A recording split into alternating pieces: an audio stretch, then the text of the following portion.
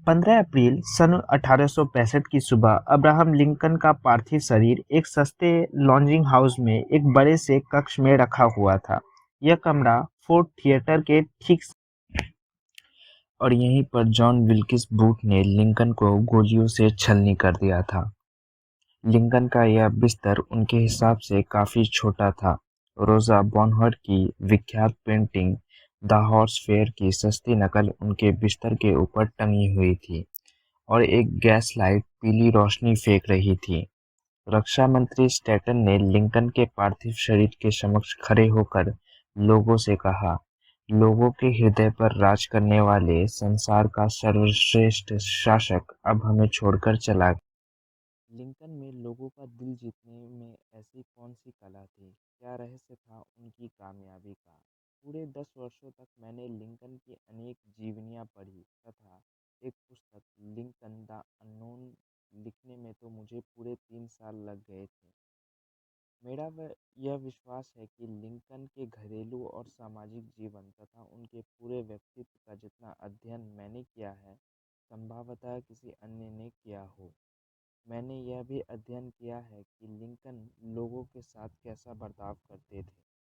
क्या वे दूसरों की निंदा करते थे?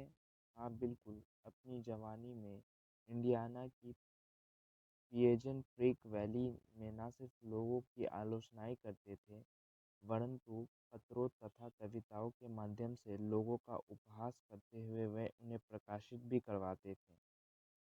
एक ऐसे ही पत्र से एक बार नफरत की आग ऐसे भड़की कि वह जीवन भर जलती रही। इलिनॉय में वकील के तौर पर प्रैक्टिस करते समय भी लिंकन खुलकर अपनी विरोधियों पर आक्रमण करते हुए पत्र लिखते थे तथा उन्हें समाचार पत्रों में प्रकाशित करवाते थे।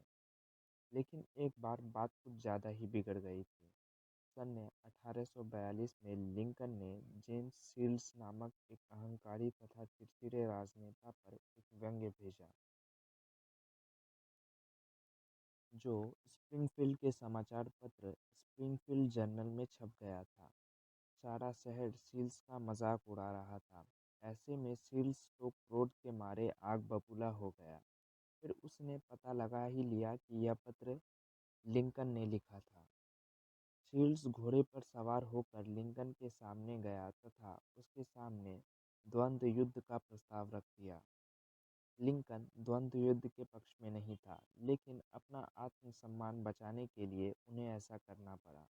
उन्हें कई हथियारों के विकल्प दिए गए और बाहें लंबी होने के कारण लिंकन ने तलवारबाजी को चुना। इसके लिए वेस्ट पॉइंट ग्रेजुएट से तलवारबाजी का प्रशिक्षण भी लिया। जिस दिन द्वंद्व युद्ध होना था, उस दिन शील्ड्स और लिंकन का आमना सामना मिसिसिपी नदी के तट पर हुआ।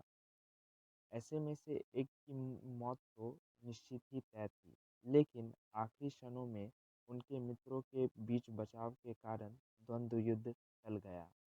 हालांकि लिंकन की जीवन की यह सबसे दुखद घटना थी, लेकिन इस घटना से उन्होंने एक सबक भी सीख लिया।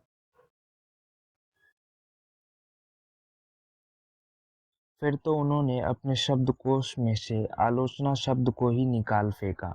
लिंकन ने गृह युद्ध के समय पोटोमैक की सेना के लिए एक के बाद एक कई नए जनरल नियुक्त किए और हर एक general McClellan, Pope, Burnside, Hooker, Meade सभी ने इतनी बड़ी बड़ी गलतियां की कि लिंकन हताश होकर फर्श पर इधर-उधर घूमते रहते थे। लेकिन लिंकन, जिनका हृदय दुर्भावनाओं से नहीं बल्कि सद्भावनाओं से भरा हुआ था, एकदम शांत रहे। किसी को भी आलोचना नहीं की। उनके प्रिय शब्द तो ये थे, किसी की भी आलोचना भूल कर भी मत करो, इससे आपको भी आलोचनाओं का सामना करना पड़ेगा। जब भी लिंकन की पत्नी तथा दूसरे लोग दक्षिणी प्रांतों की निंदा करते थे, तो लिंकन यही कहते थे, उनकी निंदा मत करो, उनके जैसे हालातों में भी हम वैसे ही होते हैं। लेकिन लिंकन के पास लोगों की आलोचना करने के सारे अवसर मौजूद थे। सिर्फ एक उदाहरण से आप ये बात समझ सकते हैं। गेटिसबर्ग का युद्ध जुलाई 1863 के पहले 3 दिनों में लड़ा गया था। 4 जुलाई की रात में जनरल ली दक्षिण दिशा में पीछे हटने लगा था। अचानक ही तूफानी बादलों के कारण हुई तीव्र वर्षा से बाढ़ आ गई। जैसे ही ली अपनी हारी हुई सेना के साथ पेटोमक पहुंचा तो उसने देखा कि सामने तो बाढ़ उफनती हुई नदी जिसे पार करना असंभव है,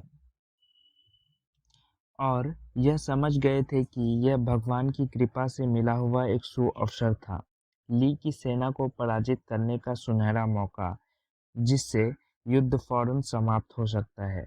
इसी आशा में लिंकन ने जनरल मिड को यह आदेश दिया कि वे युद्ध से संबंधित कोई बैठक ना बुलाए, सीधे ली की सेना पर हमला कर दे। लिंकन ने अपने आदेशों को टेलीग्राफ कर दिया तथा एक परिचायक को मिड के पास भेजकर फौरन कार्रवाई करने के लिए कहा। लेकिन जनरल मिड ने लिंकन के आदेशों के विरुद्ध काम किया। मना करने के बावजूद उसने सैन्य सभा की एक बैठक बुलाई। वह ली पर हमला करने से झिझक रहा था और इस बात के लिए उसने बहाने बनाकर लिंकन को टेलीग्राफ कर दिया कि वह ली पर हमला नहीं कर सकता। फिर बाढ़ का पानी भी उतर गया और ली अपनी सेना के साथ सुरक्षित नदी पार कर गया।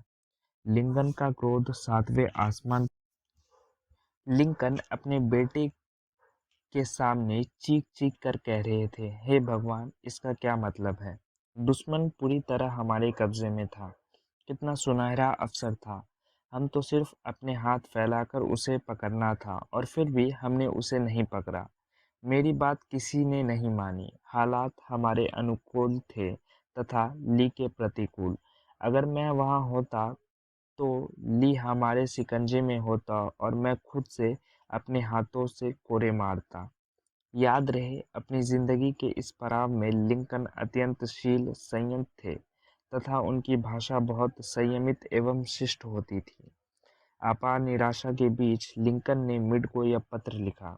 सन 1863 में लिंकन द्वारा लिखा गया यह पत्र गंभीर आलोचना से भरा पूरा था। मेरे प्रिय जनरल, मुझे लगता है कि आप ली के बच निकलने की बात गंभीरता से नहीं ले रहे हैं। वह पूरी तरह हमारे जाल में था और उसको बंदी बना लेने से युद्ध समाप्त हो जाता। लेकिन अब तो युद्ध ना जाने कब तक चलेगा। जब तक नदी पार ली पर हमला कर जाए तो आप ऐसा कैसे कर पाएंगे? अब तो ली नदी के उस पार सुरक्षित है और आप अपनी 2/3 से अधिक सेना को तो नदी के उस पार भी नहीं ले जा सकते। यह बात तो एकदम तथ्यहीन है। मुझे नहीं लगता कि आप ज़्यादा कुछ कर सकेंगे। मुझे इस बात का बहुत दुख है कि हम सुनहरा अवसर गंवा चुके हैं और हम सिर्फ हाथ पर हाथ ही मल सकते हैं। सोचिए, जनरल मिड को यह पत्र पढ़कर कैसा लगा होगा। आश्चर्य, मिड को यह पत्र कभी मिला ही नहीं, कारण लिंकन ने कभी यह पत्र भेजा ही नहीं। यह पत्र तो लिंकन की मृत्यु के पश्चात उनके फाइलों के बीच में था।